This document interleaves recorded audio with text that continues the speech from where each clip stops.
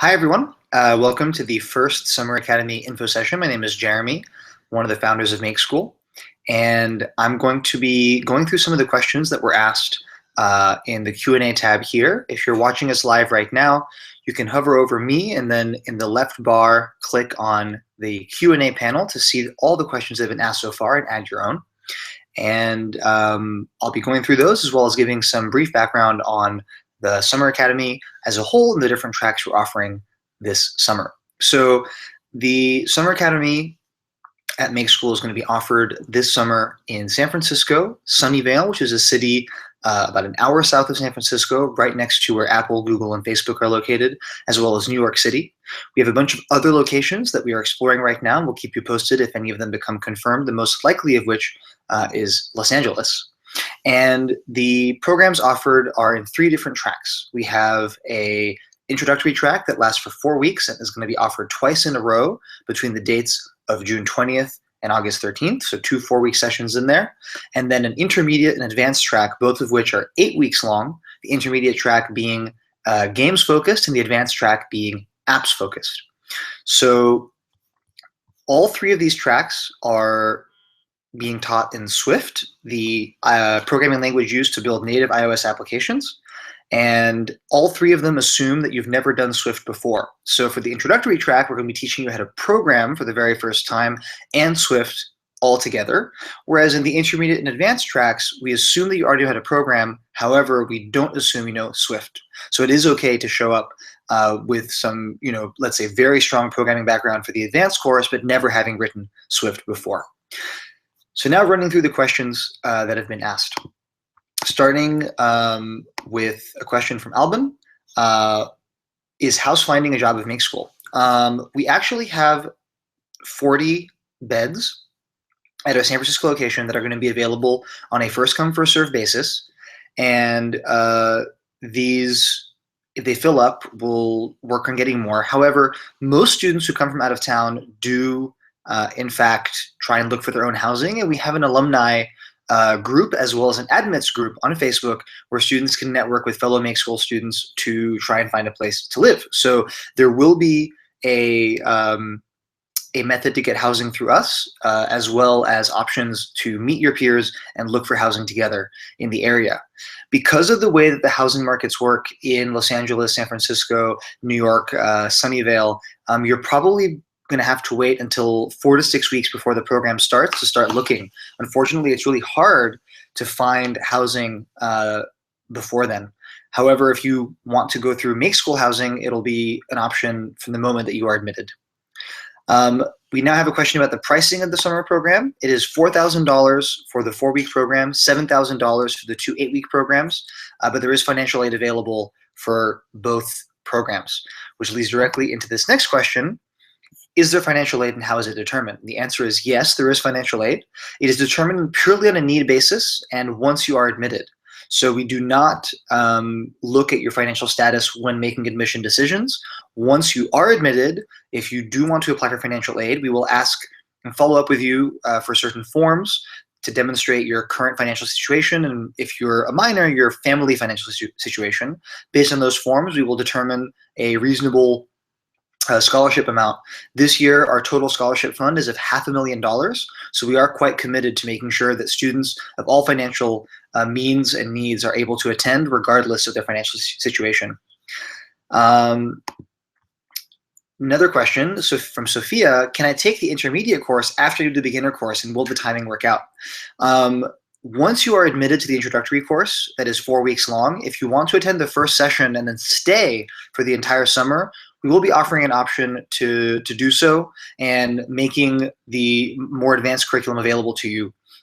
So you could stay for the entirety of the 8 weeks and then continue working on some more advanced course content if that was of interest to you.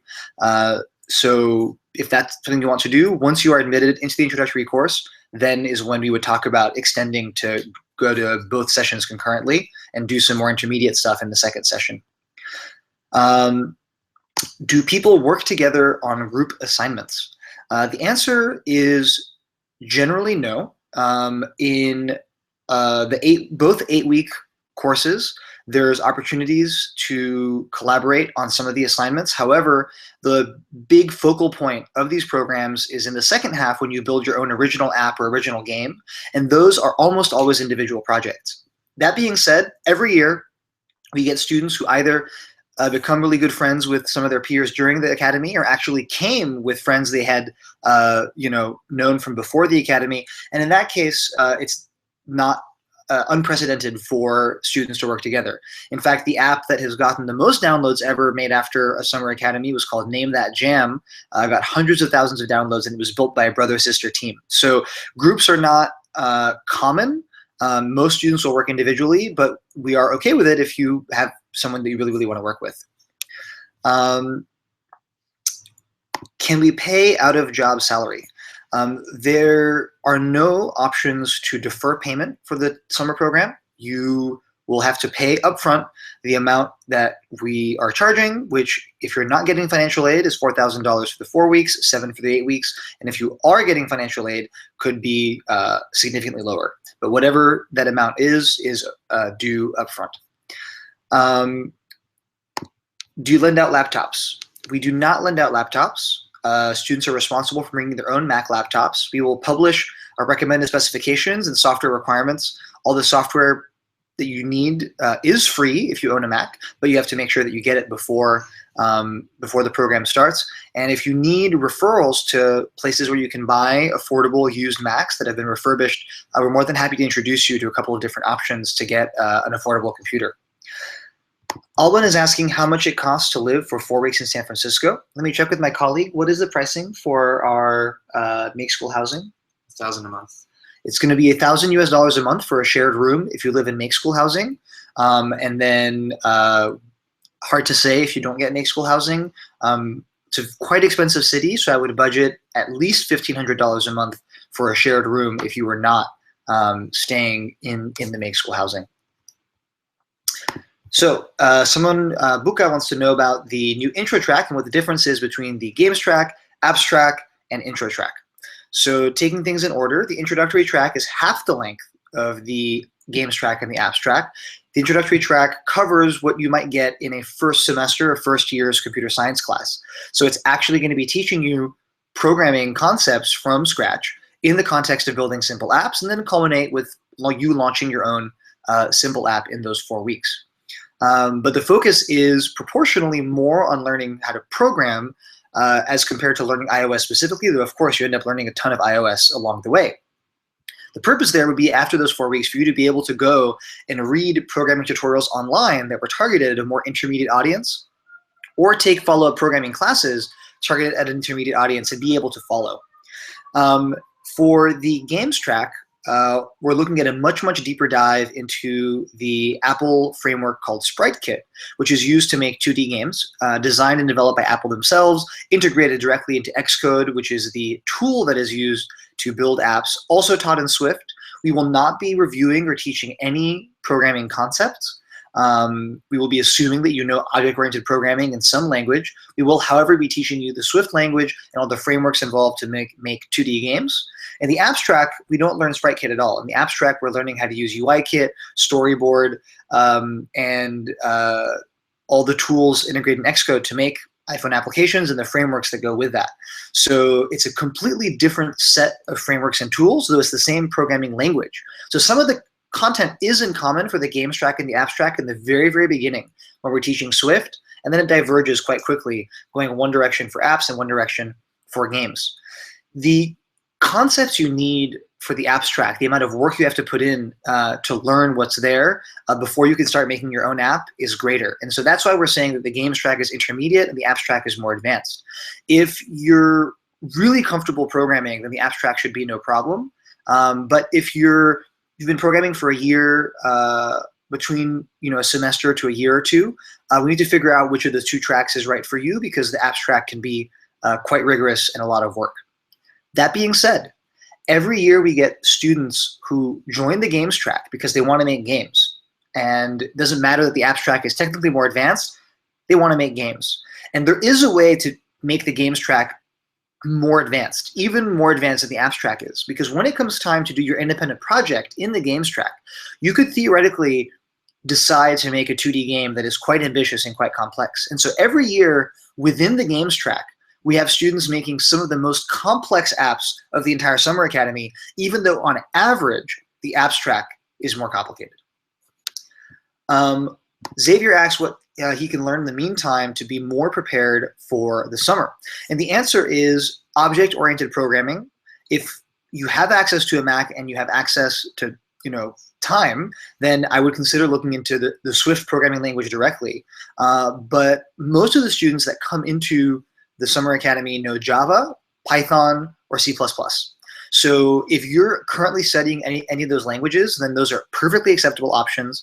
But it's important that you understand object-oriented programming, the difference between classes and objects, methods, instance methods, class methods, instance variables, class variables, or static variables, and have built, decently meaningful projects in one of those languages that really demonstrate your ability not just to, answer these questions correctly in a multiple choice test, let's say, but actually structure code and work through to create something that actually is functional and also relies on the concepts of object-oriented programming. Juliet is asking the ages of students that have been accepted to the second term program. Since I'm doing this live, I can't actually check for you exactly what the average ages are. I can tell you, however, that our summer academies in the past have been almost evenly split down the middle between students who are in high school and students who are beyond. So we actually have students, who are as young as 13 in our most advanced curriculum, and students who are in their 50s, all studying together. And because we kind of track people by experience as opposed to by age, it turns out that folks still have a lot to talk about, and we've been quite proud in sort of facilitating intergenerational friendships. That being said, from looking at applications, it seems that our intro curriculum this year is skewing a little bit younger on average as compared to our two other tracks, but we won't know until a couple months from now what the actual split is, because different age groups tend to make plans for the summer at different times. And so what is happening right now is not necessarily indicative of what we're going to see coming this summer. I just want to reiterate that it seems counterintuitive to folks who've never been in a situation like this before, but we literally have students 13 to 53 studying together in the same track, in the same room, and it actually works great. And when you have someone in the room who's younger or older but has the same passion as you and roughly the same experience level, age becomes, but an int. It's not really what matters. What matters is passion, interest, and commonality and common desire to build great things. Let's see. Acceptance rate last year, chance to get accepted. So we are selective. We did reject the majority of applicants last year. We try not to get too braggy about our low acceptance rate, because honestly, before we go in, we don't have a target acceptance rate. We discover after the admission season is over what the acceptance rate ends up being. And unlike many other institutions, we are trying to scale Make School. So whereas other schools might say, well, we had more applications than ever that were qualified, so our acceptance rate went down, Make School says we had more applications that were qualified ever, so we hired more instructors that were awesome, we leased a bigger space, and we're going to try to accept more people. So this year, we're actually, all I can say is that we're trying to triple the number of students in the program, but we already have 5 times as many applications as we did the same time last year. So that should give you a sense that it's still going to be reasonably selective, but I wouldn't think of Make School like you think of other schools that have, sort of admission criteria. We really try to take every qualified student possible, and we were really not trying to optimize for some sort of prestigious low acceptance number. And if you talk to any alum, I think they'll tell you that a big value of attending is the quality of the people in the room. And we're very proud to select some really awesome students. We had folks from 20 different countries represented last summer, and so it's actually a really incredible opportunity to meet like-minded folks from quite literally around the world. Charlie asked whether attending the Summer Academy will help you get admission to the 2-year program. The answer is potentially yes. Every year, a number of students who attend our Summer Academy do receive admission to the 2-year program, and that's something that, Charlie, we have an info session about the 2-year program in about an hour. So if you want to ask me more about that, you can tune into that, or at least post some questions that I can answer and then view the video later. Juliet is asking, how soon after I submit my video will I find out if I am accepted? The answer is in approximately 2 weeks. So if you submitted your video in the past couple of days, as a huge number of students did, you should be hearing back from us quite soon. Basel asks, by the end of the summer for the apps track, is it a reasonable expectation that you'll be able to create fairly complex apps without the help of instructors? The answer is yes. The apps track is supposed to culminate in you launching your own original app to the App Store. And after that happens, we see those students typically go on to create more apps, because nobody just has one app idea. We've seen students go on and make apps to serve their schools. We've seen students get hired as mobile app developers. In fact, we not only teach you how to make an iOS app, but in a sense, we kind of teach you how to learn and get you to this point where learning other technologies is not as scary anymore. So it turns out that actually a good number of students who do the apps track go on and actually end up teaching themselves Android and making even Android apps. So it's not like what we're teaching you is limited to just them being able to do iOS. We teach you a set of skills and ways of thinking that end up translating actually quite well to other technologies. So Basil, for the students that finish an 8-week program shipping their app, it's incredibly common to see them go on and launch more afterwards. In fact, a number of applications, for example, that are like the apps for hackathons, either at high school or university hackathons in the United States, were actually written by Make School alums. So that's one example of the many, many examples of students going out and building stuff after the program ends. Alex asks a common question, why not Android? And the answer is that we find that our ability to deliver an incredibly high quality experience educationally is somewhat dependent on the fact that the iOS ecosystem and the Xcode ecosystem is mature in a way that Android is a little bit more difficult to deal with. And what we've had is just more student interest than we can handle in iOS alone. And so I'm sure that over time we will eventually start teaching Android. But every year we think, well, once we need to, fulfill that need, we'll start building that curriculum. And every year we get more interest than we can handle just for iOS.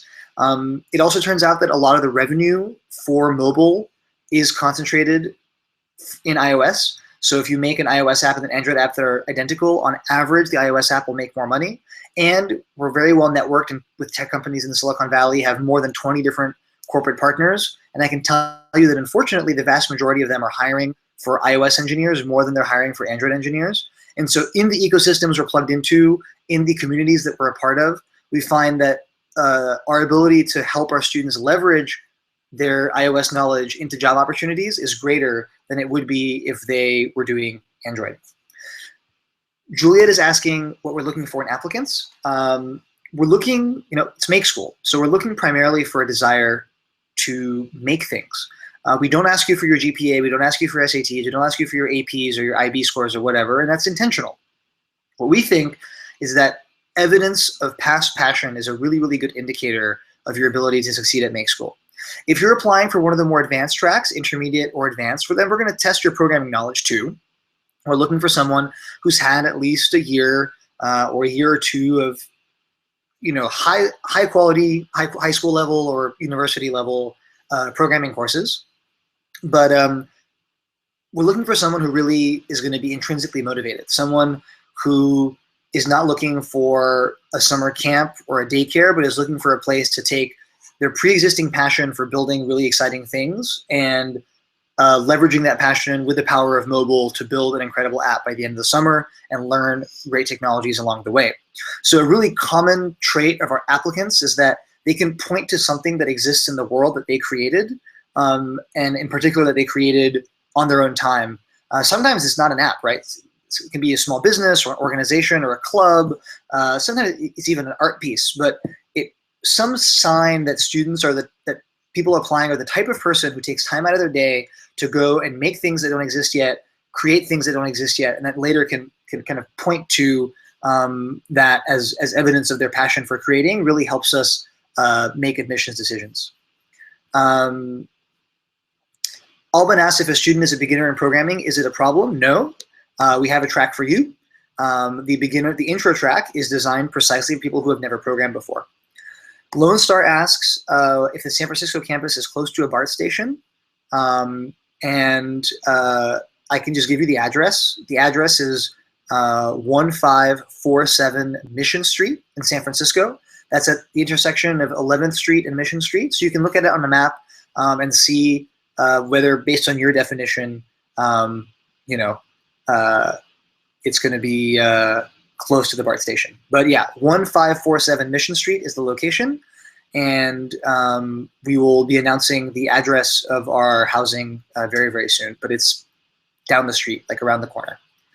Alex, good question. Is owning a Mac a must? Are virtual machines okay? Officially, owning a Mac is a must. Now, we've had students find creative ways to have Mac OS X on their computers without necessarily having a Mac. However, I must warn you that anything that slows down the performance of your Mac is going to be an incredible, incredible barrier to learning. We had a number of students who didn't really think things through in 2014 and just kind of showed up with a virtual machine that was quite slow. And the first time they had to compile their very first app and the first step of the tutorial, it took them 5 times as long as other students. And next thing you know, your peers are 3 days in, your peers are done with where they should be, and you're still on the first day's curriculum. And so that's why we've been very, very cautious about officially recommending anything but a Mac. So really, really, really, you should be making sure that whatever you come with is fast and compiles and runs as fast as a Mac that is, I'd say, 3 years old or less with 8 gigs of RAM. So if you end up getting a virtual machine, you should download Xcode, you should install it, you should go through some of our tutorials online and try building a simple app and see whether the experience is tolerable, because it really, really will slow you down. So another question from Alex is good. Is PHP, JavaScript, advanced Postgres any useful? Potentially, yes. PHP and JavaScript now both have ways to write in a sort of object-oriented fashion. And so what we would want to make sure is that within those languages, you had grasped object-oriented concepts. I know that JavaScript, generally speaking, is more thought of as a functional language. And so if you're advanced in either PHP or JavaScript, then also learning the concepts needed to be ready for the intermediate or advanced track may be pretty doable. So in sort of the process of admitting you, I think we would try to work with you to understand whether maybe the intermediate or advanced track was a better fit, but that there's some pre-work that you should do to qualify for it. Certainly, if you've already been programming a lot in PHP and JavaScript, probably the introductory track is too beginner. So we'd want to try to figure out a way for you to get ready for the intermediate or advanced. I'd say, however, Postgres is not really relevant. A couple more questions on financial aid. I already answered. Once you are admitted, we ask you for certain forms. We'll review those forms, looking at your financial situation, to make a decision based on need and need only. And we have $500,000 budget this year for financial aid. Are we announcing the New York location yet? Do you know the address? We'll tell you the New York location address just in a second. This is a very good one. Brian, do students retain full rights to apps created during the summer program? The answer is yes. We take no ownership whatsoever. You retain all rights to anything you create during the program, including stuff that instructors help you with. It is a place for you to create things that are for you. So nothing is anything we own, nothing is for us. Luca asks, will we help write a recommendation letter for college? The answer is that you're going to be assigned to a lead instructor while at Make School. And certainly if you make a good impression on them, we encourage them to, write recommendation letters. And I've personally written recommendation letters before for students. So I can't tell you that I personally will promise to write you one. I'm not sure whether I'll get to know you fully, but your instructor at Make School, who is your lead instructor, certainly will be encouraged and told that it'd be a great idea if they like you to write a recommendation letter. So it's something that happens quite frequently after the program ends. Jay asks, where do accepted students reside during the length of the course? So just to reiterate, about 70% of students who go to make school are local to whichever location they are at, or are living with family at those locations. So they have a cousin in New York or an uncle in San Francisco, whatever it may be. That is something that you should be aware of, is that only a third or less of students in any given location are maybe trying to rent something for that period of time. In San Francisco, we have 40 beds available, and in other locations, we're working on securing additional housing to make more available. So the pricing is $1,000 a month for San Francisco, and then if you want to get your own housing, we'll introduce you to other students so you can try to rent something together. Alban asks, who waits for the students at the airport, a taxi, or one of the staff of Make School? By default this year, we are no longer offering airport pickup unless the student is a minor. And if the student is a minor, we coordinate with the parents to figure out the best option. Some students, the parents are okay with them just taking public transportation to their destination. In other cases, the parent wants us to coordinate a personal pickup. So that we do on an individual basis, but if you're an adult, we'll give you full instructions on how to get where you need to go, and Make School will not personally do a pickup. In the case of New York, for example, there's extensive public transportation, and even in San Francisco, a number of different ways to get into town. Now, if you are living in our housing, we will have a staff member coordinate individually a time to make sure that we welcome you, show you to your room, make sure that you're checked in, and so on and so forth. Charlie asks who the instructors are. Very good question. Instructors are for the intermediate and advanced tracks. So the apps and games tracks are engineers who've had prior professional experience writing iOS code at a company. So typically, instructors are either folks who have like 3 to 5 years of experience out in the real world, and occasionally we have some more junior instructors who are maybe like college students who recently graduated college but who did internships as iOS developers at reputable companies. For the intro track, we have folks who are strong programmers, but not necessarily expert iOS developers. Because even though they'll be teaching Swift, it is more important that they have strong foundations in programming, and the depth to which they'll be teaching Swift is not as high as the intermediate or advanced. So whereas in the apps or games track, every single instructor will be a professional sort of iOS developer prior to teaching. In the introductory track, they might just be professional developers who are not necessarily doing iOS, but still have a number of years of programming experience. Really good question. Best Summer Academy success story. Oh my gosh, it's hard to pick one.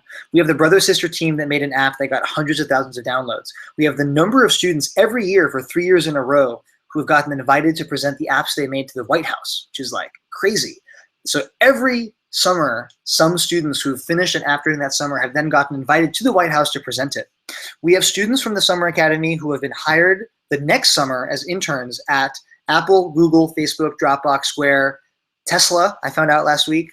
There's going to be at least 3 Make School alums at Google this summer alone. So we're proud of that. Students who go to Make School when they're in high school have ended up at Stanford, MIT, Carnegie Mellon, Harvard, UC Berkeley, Princeton, and so on and so forth. We have a huge number of students at each one of those schools, so we're really proud of them. Let's see, what are other exciting ones? One of our alums from Tunisia gave a talk a week ago to over 1,000 students, high school students in Tunisia, who are all now really excited at spending the summer learning how to program and build apps. And so he's trying to work with us to find a way to maybe have us support a sort of Make School Tunisia offshoot. But we're incredibly proud of him. We met him, he came 2 years in a row. So a really dedicated alum of ours. We also had a student, Rudy, who drove to Make School from New Mexico, I think, dropped everything to come, and came in a sense to prove to his wife that like he could make it out in Silicon Valley. And at the end of Make School, he got hired by a company that is now owned by Marketo. He's a full-time iOS engineer there. He's moving his family over here. And I mean, he's contributed back to our scholarship fund, actually. So some of the students will be able to attend Make School thanks to Rudy's scholarship contribution. So there's a lot of really, really great stories. IDEC writes a very encouraging note to everyone who is wondering if they will get accepted. And I really appreciate the positivity and the message. That's a very nice thing to write. Which companies get students from Make School? So I was mentioning most of our students that have done things that we're like, proud of actually ended up working at companies that you probably haven't heard of, because there's a lot of small startups in the Silicon Valley and the New York area that could be the next Facebook and the next Google, but we haven't heard of them yet. So actually a lot of our students end up going to work for companies like those, making often great salaries and having amazing summer experiences. But it's harder to brag about them, right? Because we're like, yeah, he got or she got a job at this company you've never heard of. So to brag, we named the companies that you've heard of, which, as I mentioned, are Apple, Google, Facebook, Dropbox, Tesla, and so on and so forth, who have all hired students the summer after our summer program. So we're really proud of them. And in particular, a lot of students who come to Make School the summer before college end up getting an internship the summer after their freshman year at rates much higher than the average college freshman.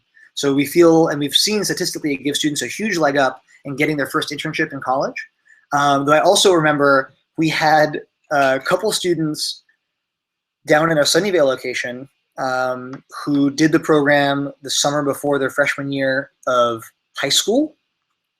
And they then as high school students had iOS apps on the App Store, and they like scraped some sort of startup directory listing website and ended up emailing like 100 different companies saying, hey, I'm an iOS developer, like, I'm interested in what you're doing, would love to work with you.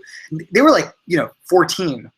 I don't think they mentioned that they were 14 in the email. And they sent out their portfolio and their resume and like, hey, here's what I do and all that. And actually they ended up landing jobs as iOS developers over the summer after freshman year of high school. So that was also a big success story for us, because we realized, like, we really changed someone's life there when, as a freshman in high school, they have an iOS developer job at a startup in the Silicon Valley. So I wouldn't say that's a typical case. That's rather unusual for a high school student. But we were so impressed with the fact that they pulled that off and landed that. We were really proud of them. Back to the practical questions. Alex, really good question. If I was accepted, do we help with visa formalities, or do you do it solely on your own?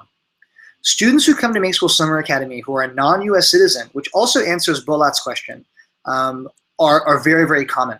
Last summer, again, students from 20 different countries. We accept hundreds of international students and love them. My co-founder and I both have families predominantly in other countries. Both of my parents and his parents are born abroad. We are absolutely pro international students. The visa that international students use to typically attend Make School in 90% of the cases is either the 90-day visa waiver if they're a citizen of a country that is a visa waiver country. That's most European countries, as well as countries like Australia, Canada, and so on and so forth. Actually, Canadians don't even need a visa for a six-month or less stay. If you're not from a visa waiver country, and Alex, I might assume that maybe you're not. If it's particular, many Eastern European countries are not visa waiver countries. Many Asian and Southeast Asian countries are not visa waiver countries. Students will apply for a B1, B2 visa. And this is a visa that allows them to stay in the United States for tourism or business. And somewhere in the description of the visa, it says you can also come for a short course of study. And so students for the past 3 years have used that visa to attend. So B1, B2 visa is what it is. We will send you a support letter to help you with that and explain the process, but ultimately it is your responsibility to schedule an appointment at your local embassy or consulate and make sure you get the visa in time to be able to attend. And there are some requirements. You have to be able to show you have enough money to cover your stay. You have to show that you will return back home. And that's probably a separate question. We'll do an international student admit seminar to talk specifically about visa stuff. Lone Star, you asked the question again, and it sounds like I misunderstood your previous question, so I'm sorry about that. Your question wasn't, if I come to the intro track for 4 weeks and I want to stay, can I then graduate onto the intermediate track? Your question was, if you come to the beginner track and it's too simple, can you transfer to the intermediate track? And the answer is that we always want to try to be flexible. In the beginning of last summer academy, we had students transferring from the games to the apps and the apps to the games in the beginning. Now, our ability to support this is theoretically limited by the number of instructors we have in each track. We've never actually run into that theoretical limitation. The way that it ended up playing out, we were able to accommodate everyone who wanted to switch. And so I'd say there's an almost certain chance that if you were too advanced for the beginner track, you certainly could do the intermediate. The way you'd have to show it, though, is not by asking, but by doing. You'd have to show up, and you'd have to, spend, work overtime for the first couple of days in the evening and start trying getting ahead on the intermediate session. And if you could show us that you actually could progress pretty well on that, then we would be more than happy to transfer you. So it's something that, again, is not usually done on a request basis. It's done on a, it's done more of on a demonstration basis, like if you just get through it too fast. What is actually more feasible, Lone Star, and what is more common is to be discovering a few weeks before that something has changed since you were admitted. If you get admitted now and then you take, you ace your programming class, or you take a programming class that you weren't really, taking when you got admitted, then we might reconsider your admission and transfer you preemptively into a more advanced track. So if you have information to provide that is new, you say, you come in June, you're like, hey, I'm coming in 2 weeks, but I'm a lot more advanced now, then we're happy to consider that. Bolat and Alexander are both asking again, kind of variants of the same question, a non-US citizen, any bias against countries that we're in bad political relations with? The answer is absolutely not.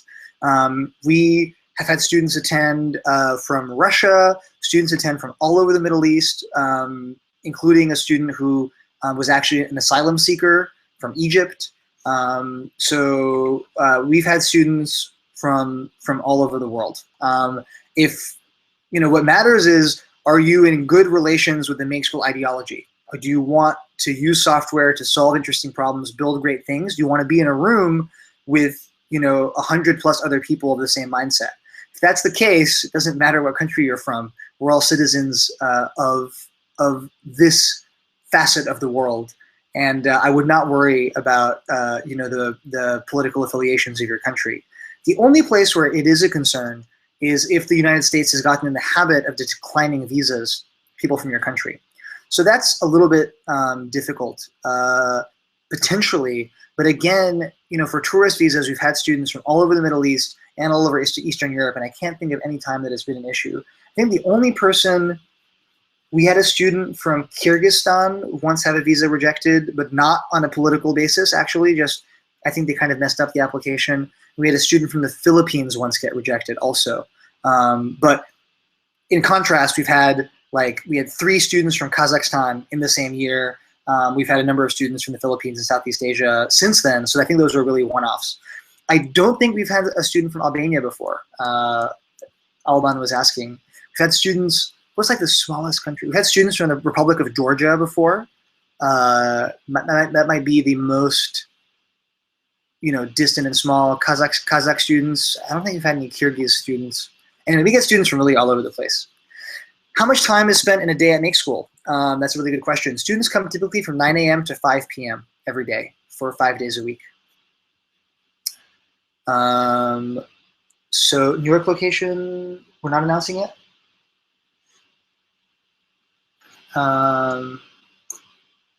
Okay, so I have the address, but we're announcing it next week. So an email will go out with the exact address next week.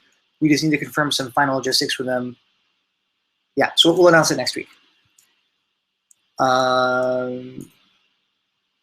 What is the approximate number for the intro track who will be admitted for the July session?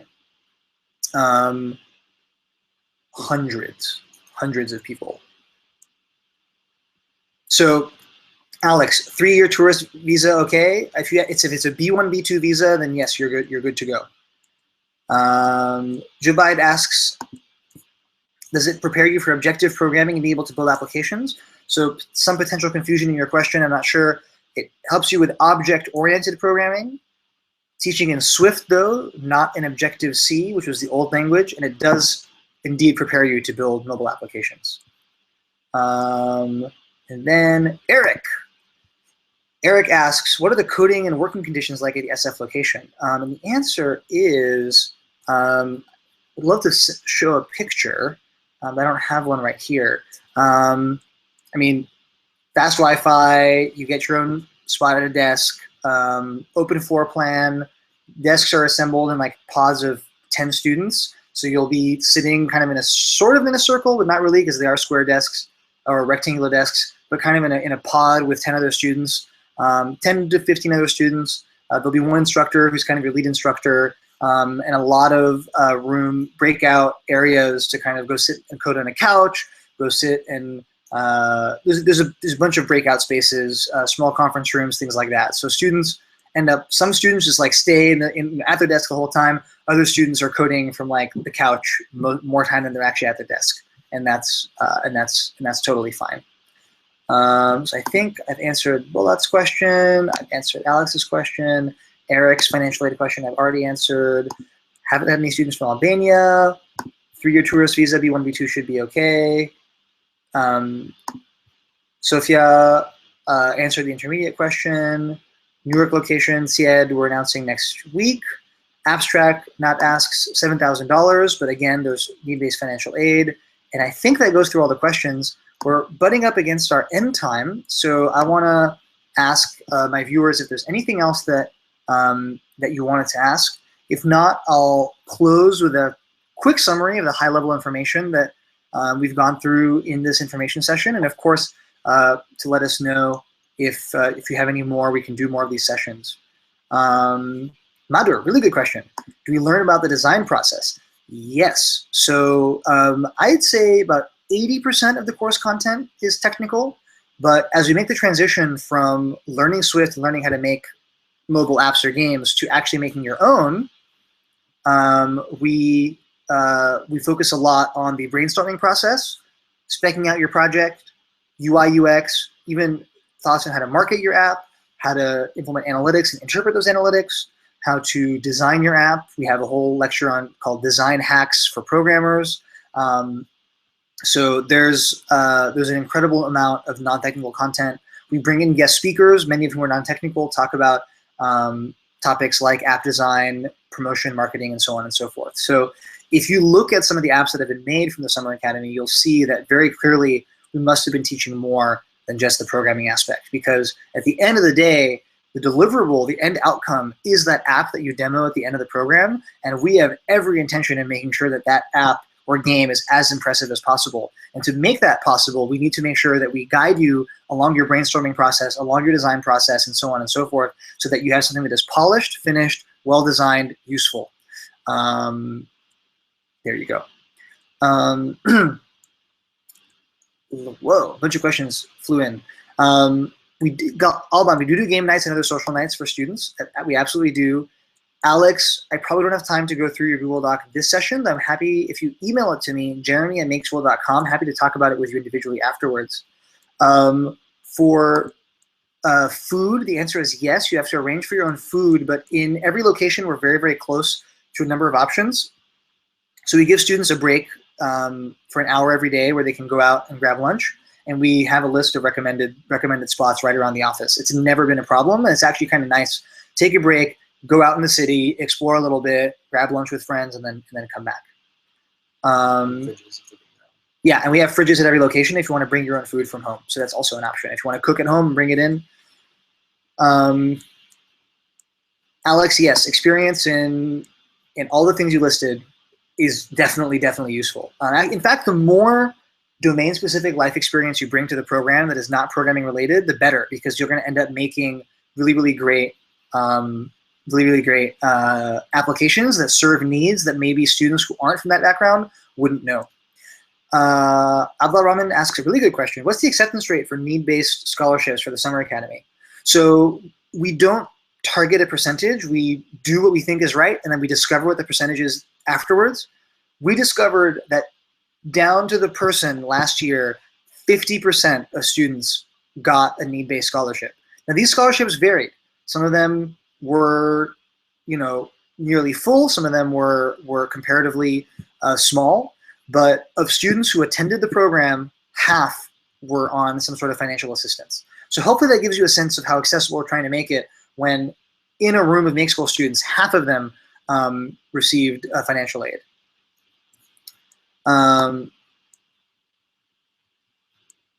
Jacqueline asked, if you're working on a project or course, but not completely done, should you aim for the more advanced track or the more beginner track? I'd say that apply for the, what do you think? Apply for both. Apply for both? Figure it out. Yeah. There's a multiple choice option when you're applying. So you can apply for both those tracks, and then we'll do our best to slot you in the one that's the best fit. And as I was saying earlier, if something has changed, so let's say you apply to both, we slot you in the introductory track, and then you finish your course, you can come back and you can say, hey, something has changed, you should reconsider, and we're more than happy to do that. Okay, I'm gonna take one last question. Does